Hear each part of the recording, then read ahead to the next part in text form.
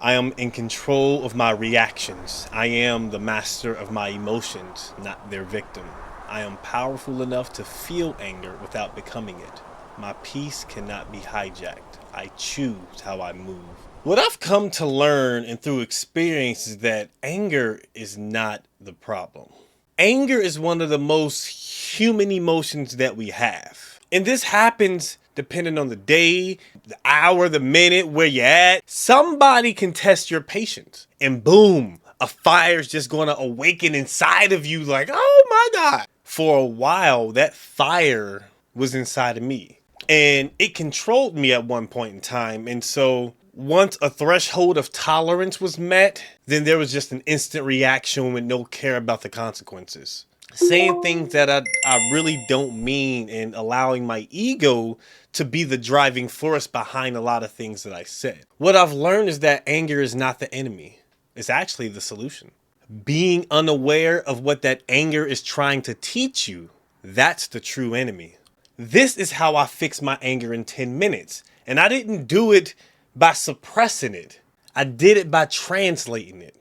Now, the first thing we got to do is understand what anger means. Anger is an unspoken truth plus an unmet need. And so anger is the true signal, and it shows up when your boundaries are crossed, you get ignored, your values are disrespected, your inner child feels threatened, and your expectations, they aren't aligned with reality. What anger is really saying is that something matters here.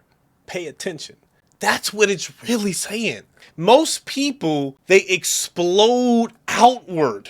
A conscious person, they look within to find what's the source, what's the cause of this. Now, here is the 10-minute process that I use in order to help elevate and work myself into becoming more controlled of my anger in the way that I react. So within the first minute, you need to pause and breathe. The reason why we have to pause and breathe is because our breath, it controls our nervous system. So what I want you to do is one slow inhale through your nose. I want you to do a 4-second hold.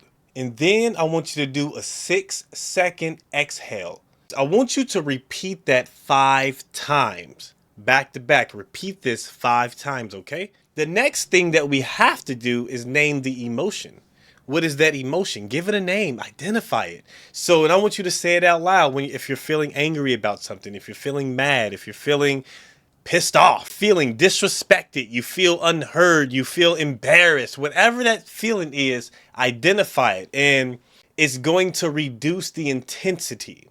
It's going to reduce that intensity that you're feeling once you identify it. Because if you don't know what's going on and you don't understand how you're feeling, just like with anything in life, if you don't have proper direction or understanding, that's going to cause you to get upset because there's some type of miscommunication that's happening.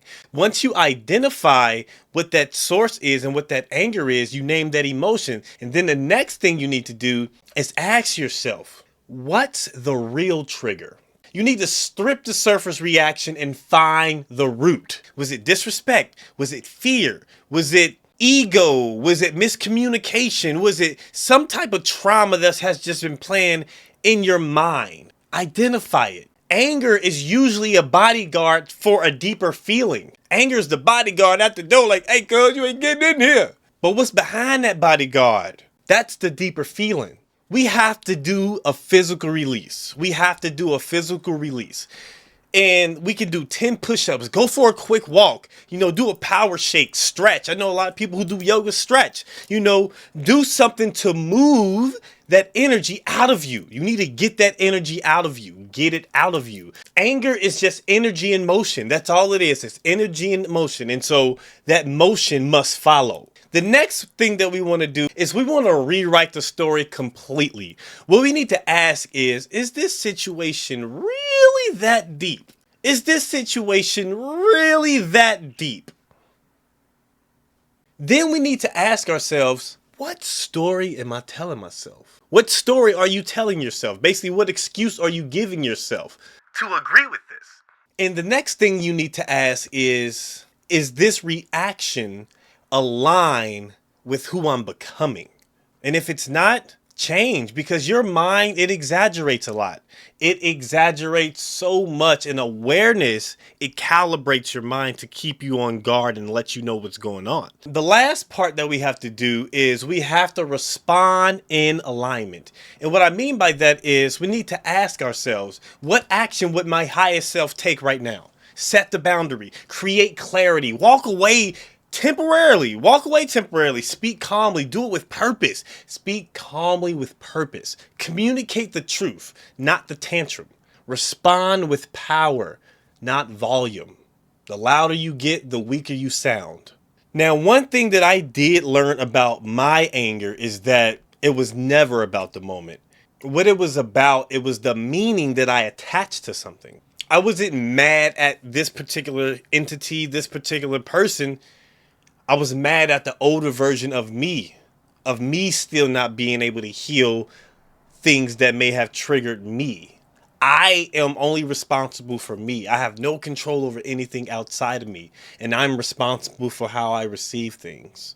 Having any type of anger, it became something that guides me instead of making me feel embarrassed, or making me feel ashamed in any capacity. That's what truly happened for me. You can come up with all the excuse in the world about why you're upset about something, why you react a particular way about something that doesn't go your way. You can react that way all you want. If the people that are around you are being affected in a negative way, and you see that the responses that you get are always causing conflict, then there needs to be a reality check that occurs. Not everyone is to blame for the things that go wrong in your life. A lot of times, you need to recognize that you are the reason that all these bad things are happening. You change the way you talk to people, you change the way you think about things and environments, and you speak more calmly, you speak peacefully, you speak respectfully, and not think that everything is a game and everything is to be joked around with.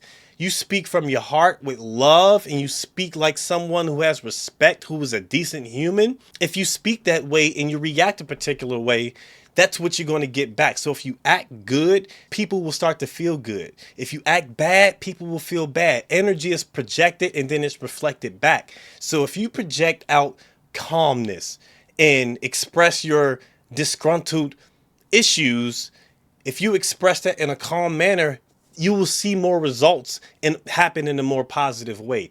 Guaranteed. If you continue, especially as you grow older in this life, as you continue to go through life, you will end up lonely because no one wants to be around someone who's constantly arguing, being upset, being mad, can't take accountability, always blaming somebody else for something that's going wrong. No one wants to be around people like that. They don't.